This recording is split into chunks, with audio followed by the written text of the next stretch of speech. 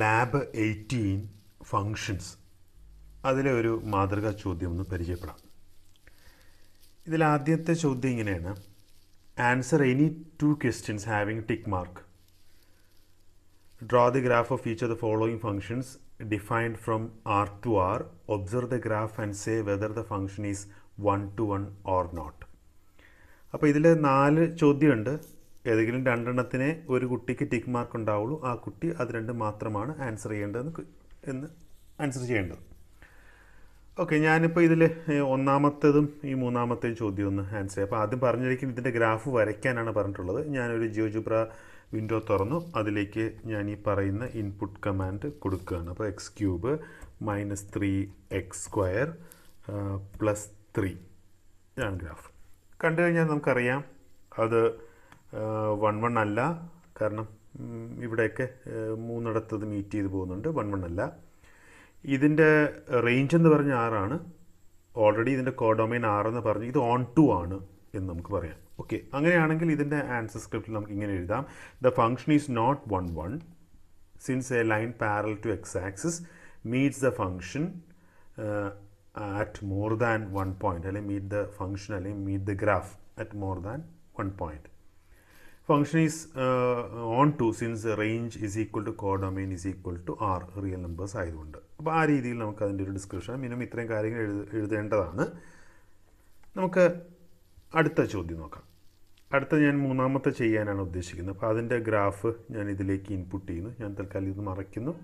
ആ graph input ചെയ്യുകയാണ്. അതായത് 3x - 3x എന്നുള്ളതാണ്.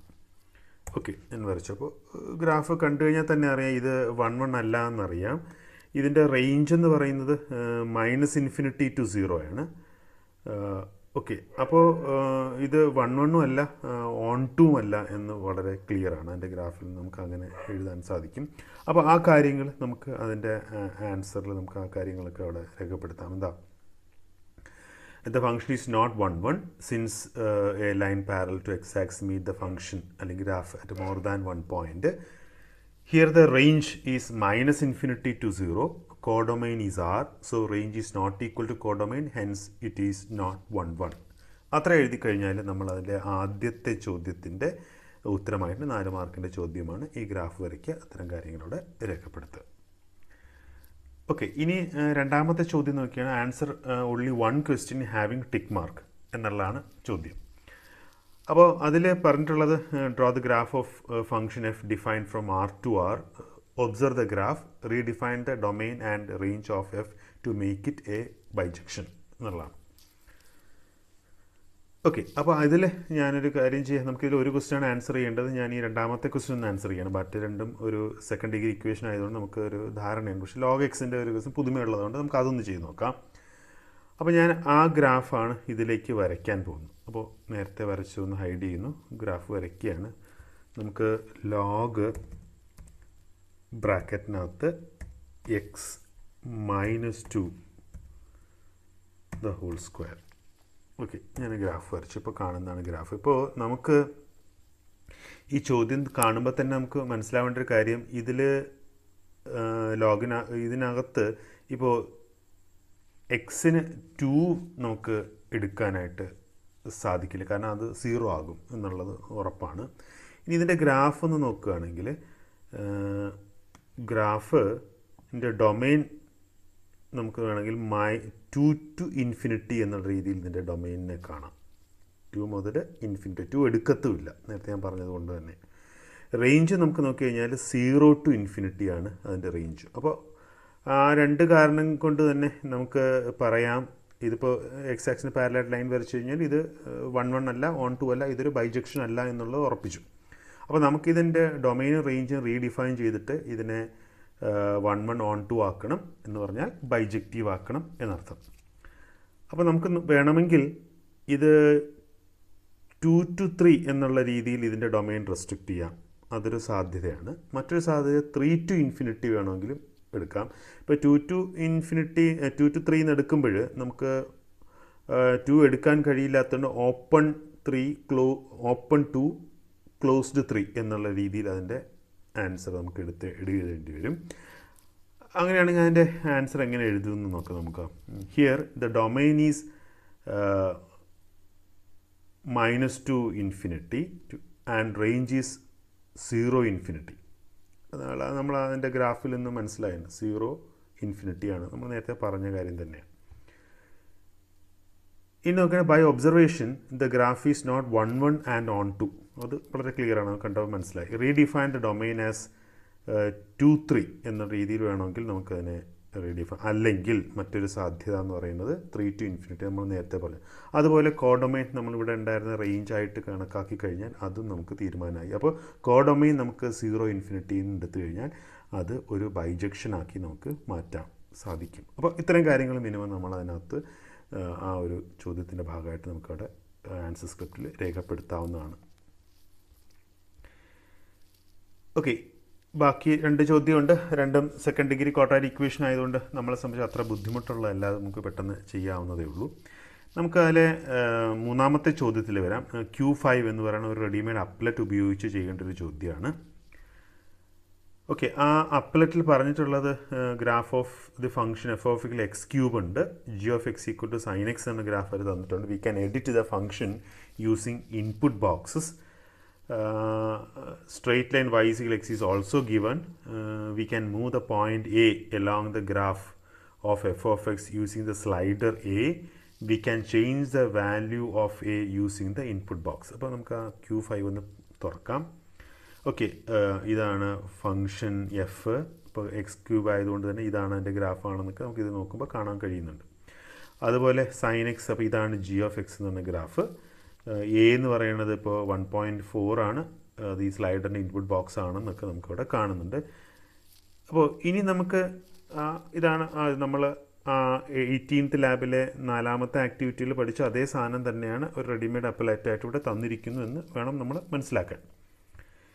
ഇനി അതിൽ ചോദ്യം നോക്കാം. എ എന്ന് പറഞ്ഞ ചോദ്യം, if the coordinate of the point A is a f of a ആണെങ്കിൽ write the coordinates of the point B C and D. Okay, ഇത് നമുക്ക് പഠിച്ചത് ഓർമ്മയില്ലെങ്കിൽ പോലും നമ്മൾ ഇത് എ എഫ് ഓഫ് എ ആണെങ്കിൽ ഇവിടുന്ന് വൈ ആക്സിസിന് പെർപെൻഡിക്കുലറായിട്ടുള്ള ലൈൻ ആയതുകൊണ്ട് തന്നെ അത് വൈസിക്കൽ എക്സിന് ലൈന് മീറ്റ് ചെയ്യുകയാണ്. അപ്പോൾ സ്വാഭാവികമായിട്ടും ഇതിൻ്റെ വൈ കോർഡിനേറ്റ് തന്നെ ആയിരിക്കും ഇതിൻ്റെ വൈ കോർഡിനേറ്റ്. അപ്പോൾ ഇതിൻ്റെ y coordinate f of a ആണ്. Y is equal to x എന്നുള്ള ലൈനിലായതുകൊണ്ട് ഈ കോർഡിനേറ്റ് എഫ് ഓഫ് എ എന്ന് പറയാം. ഇനി അവിടുന്ന് പെർപെൻഡിക്കുലറാണ് താഴോട്ട് വരച്ചിരിക്കുന്നത്. അത് ഈ രണ്ടാമത്തെ ഗ്രാഫ്, അതായത് ജി എന്ന് പറയുന്ന ഫംഗ്ഷൻ്റെ ഗ്രാഫിലാണ് മീറ്റ് ചെയ്തിരിക്കുന്നത്. പെർപെൻഡിക്കുലർ ആയതുകൊണ്ട് തന്നെ ഇതിൻ്റെ എക്സ് കോർഡിനേറ്റ് തന്നെയായിരിക്കും ഇതിൻ്റെ എക്സ് കോർഡിനേറ്റ്. അപ്പോൾ എഫ് ഓഫ് എ ആണ് x coordinate, comma y coordinate ഇത് ജി എന്നുള്ള ഫംഗ്ഷനിലായതുകൊണ്ട് വന്നിരിക്കുന്നതുകൊണ്ട് തന്നെ g of f of a എന്ന് എടുക്കാം. അപ്പോൾ മാത്രമല്ല, പിന്നെ ഈ ഡി എന്ന് പറയുന്നത് എയ്ക്ക് പെർപെൻഡിക്കുലറായിട്ട് എക്സ് ആക്സിസിലേക്ക് വരച്ചിട്ടുള്ളത് കൊണ്ട് തന്നെ ഈ ഡിയുടെ എക്സ് കോർഡിനേറ്റ് എന്ന് പറയുന്നത് എയുടെ എക്സ് കോർഡിനേറ്റ് തന്നെ, വിച്ച് ഈസ് എ. പിന്നെ എക്സ് ആക്സിസിന് പാരലായിട്ടാണ് സിയിൽ നിന്നും ഡിയിലേക്ക് വരച്ചിരിക്കുന്ന ഈ ലൈൻ സെഗ്മെൻറ്റ്. അപ്പോൾ അതുകൊണ്ട് തന്നെ ഇതിൻ്റെ സിയുടെ വൈ കോർഡിനേറ്റ് തന്നെ ആയിരിക്കും ഡിയുടെയും വൈ കോർഡിനേറ്റ്. അങ്ങനെയാണെങ്കിൽ ഇത് a g of f of a എന്ന രീതിയിൽ ഡിയുടെ കോർഡിനേറ്റും എഴുതാൻ സാധിക്കും. എന്ന് പറഞ്ഞാൽ അതിൻ്റെ ആൻസർ നമുക്ക് ഇങ്ങനെ എഴുതാം. ബി എന്ന് പറഞ്ഞാൽ എഫ് ഓഫ് എ, സി എന്ന് പറഞ്ഞാൽ F of A g of f of A, D എന്ന് പറഞ്ഞാൽ A g of f of a എന്ന് വേണം ഇതിൻ്റെ ഡിയുടെ കോഡ്. അപ്പോൾ എന്ന് പറഞ്ഞാൽ ഈ ഡി എന്ന് പറയുന്ന പോയിൻ്റ് ട്രേസ് ചെയ്യുന്ന ഗ്രാഫ് എന്ന് പറയുന്നത് ജി കോമ്പോസിഷൻ എഫ് ഓഫ് എക്സിൻ്റെ ഗ്രാഫാണ്. എന്ന് പറഞ്ഞാൽ ഇവിടുത്തെ കേസ് ആണെങ്കിൽ സൈൻ എക്സ് ക്യൂബിൻ്റെ ഗ്രാഫാണ് ഇപ്പോൾ ഈ ട്രേസ് ചെയ്യുന്നത്. നമ്മൾ ഇതിൻ്റെ ലോക്കസ് ടൂളെന്ന് ഇപ്പോൾ കാണുന്ന ഗ്രാഫ് അതിൻ്റെതാണ്. നമുക്ക് ജസ്റ്റ് ഒന്ന് കാണാമെന്ന് മാത്രമേ ഉള്ളൂ. അത് നമുക്ക് പ്രത്യേകിച്ചൊന്നും പെട്ടെന്ന് ഐഡൻറ്റിഫൈ ചെയ്യാൻ കഴിയില്ല. പക്ഷേ നമുക്ക് മനസ്സിലാവുന്നതനുസരിച്ച് ഇത് സൈൻ എക്സ് ക്യൂബിൻ്റെ ഗ്രാഫാണ് ഇപ്പോൾ ഈ കാണുന്നത്. അപ്പോൾ നമ്മൾ ഇതുപയോഗിച്ചിട്ട് ചില ചോദ്യങ്ങൾ ചെയ്യാനായിട്ട് അവിടെ പറഞ്ഞിട്ടുണ്ട്. നമുക്ക് ആ ചോദ്യങ്ങളൊക്കെ ഒന്ന് നോക്കാം. ഓക്കെ, എയുടെ ആൻസർ നമ്മൾ എഴുതി കഴിഞ്ഞു. ഇനി നമുക്ക് ബിയുടെ ആൻസർ നോക്കിയാൽ ആൻസർ ഉള്ളി 1 ക്വസ്റ്റ്യൻ ഹാവിങ് ടിക്ക് മാർക്ക്. 3 ഉണ്ട്, ഏതെങ്കിലും ഒരെണ്ണത്തിന് ടിക്ക് മാർക്ക് ഉണ്ടാവുള്ളൂ, കുട്ടി അത് മാത്രമേ ആൻസർ ചെയ്യേണ്ട ആവശ്യമുള്ളൂ. അപ്പോൾ നമുക്ക് ഒന്നാമത്തെ ചോദ്യം തന്നെ നമുക്ക് നോക്കാം. അതിൽ 1.3 ദ ഹോൾ ക്യൂബ് കാണാൻ പറഞ്ഞിട്ടുണ്ട്. Sine 1.3 the whole cube. അപ്പോൾ എന്ന് പറഞ്ഞു കഴിഞ്ഞാൽ ഇപ്പോൾ ഇവിടെ ഈ അപ്ലറ്റ് ഉപയോഗിച്ച് നമുക്ക് അത് ചെയ്യണം. അപ്പോൾ സൈൻ എക്സ് ക്യൂബ് എന്നുള്ള രീതിയിലാണ് നമുക്ക് ഈ ഡി എന്ന് പറയുന്ന പോയിൻ്റ് ട്രേസ് ചെയ്യുന്ന പാത്ത് അല്ലെങ്കിൽ അത് ട്രേസ് ചെയ്യുന്ന ഗ്രാഫ് എന്നുള്ളത് നമ്മളിപ്പോൾ മനസ്സിലാക്കി കഴിഞ്ഞു.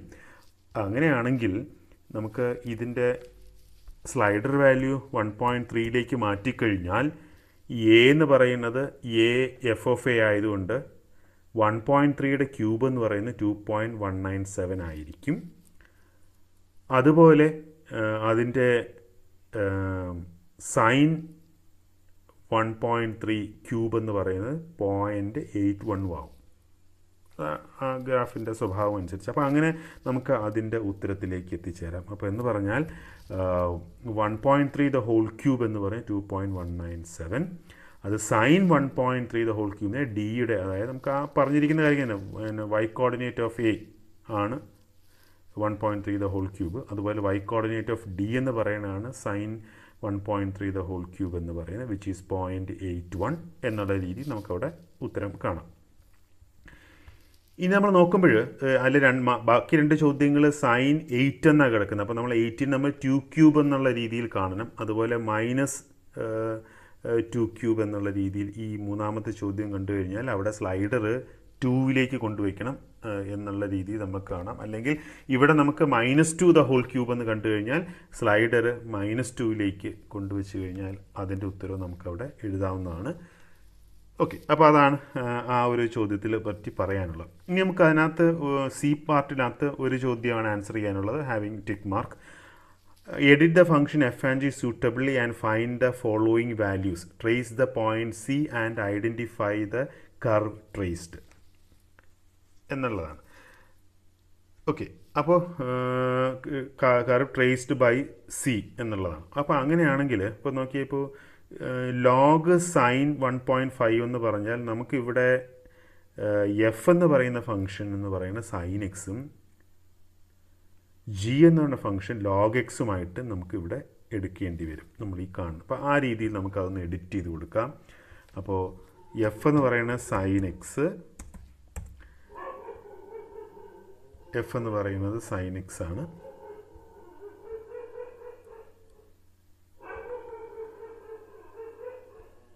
ഓക്കെ, ഞാൻ അതൊന്ന് മാറ്റുകയാണ്. എഫ് എന്ന് പറഞ്ഞാൽ സൈൻ എക്സ്, ദെൻ ജി എന്ന് പറയുന്നത് ലോഗ് എക്സ്. ഓക്കെ, ഞാൻ അതിൽ 2 ഇവിടെ വരച്ചു. ഇനി നമുക്ക് വേണ്ടത് ആൻസർ വേണ്ടതെന്ന് പറയുന്നത് 1.5 ആണ്. അപ്പോൾ സ്ലൈഡർ വാല്യൂ നമുക്ക് 1.5ലേക്ക് കൊണ്ടുപോകണം. അപ്പോൾ ഞാൻ 1.5ലേക്ക് കൊണ്ടുവന്നു. ഓക്കെ, ഇപ്പോൾ നമുക്ക് ഡിയുടെ വൈ കോർഡിനേറ്റ് എന്ന് പറയുന്നത് -0.003 ആണ്. അപ്പോൾ അതായിരിക്കും നമ്മുടെ അതിൻ്റെ വാല്യൂ എന്ന് പറയുന്നത്. ഇത് ട്രേസ് ചെയ്യുന്ന പാത്ത് എന്ന് പറയുന്നത് റെപ്രസെൻ്റ് ചെയ്യുന്ന ഫംഗ്ഷൻ എന്ന് പറയുന്നത് ലോഗ് സൈൻ എക്സ് ആയിരിക്കും.